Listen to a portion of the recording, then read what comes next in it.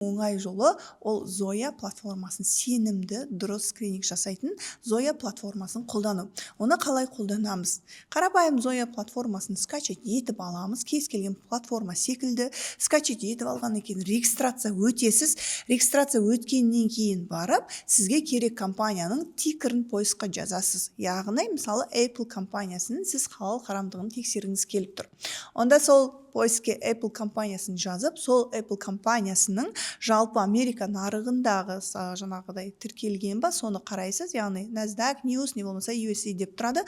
Соны таңдап алғаннан кейін астында, яғни 3 түрлі типті көріністі көресіз. Ол біріншісі жасыл көрініс, яғни халал, рұқсат етілген. Екіншісі қызыл көрініс, яғни харам, рұқсат етілмеген.